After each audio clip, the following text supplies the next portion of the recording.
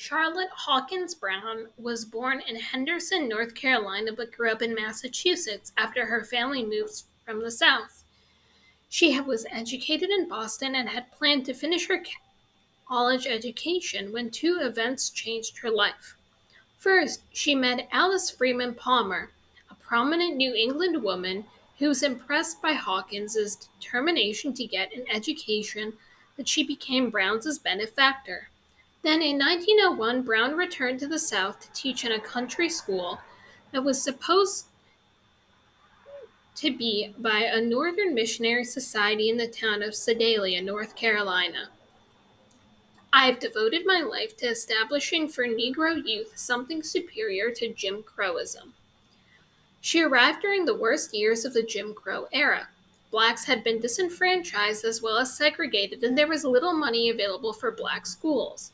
When the school's funding ended after 2 years, Brown decided to remain in Sedalia to start her own school. She went north to raise money and returned with $100, which she used to open the Palmer Memorial Institute, an academic and industrial school for African Americans in 1902. Brown's life was a balancing act.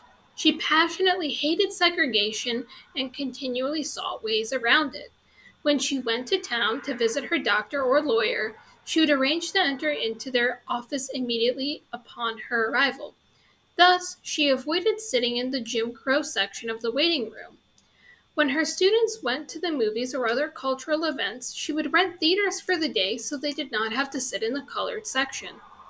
To raise funds for the school, she wrote letters to potential supporters. Often, she had to pretend to have a vocational school in the mold of those championed by Booker T. Washington.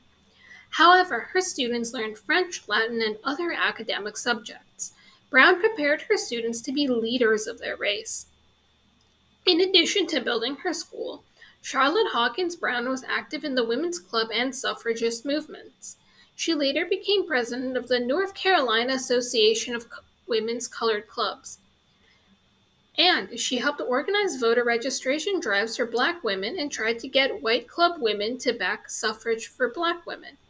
She saw herself as part of the freedom struggle that was taking place in the black community. The Palmer Institute became an educational success and remained open until a decade after her death, in 1961.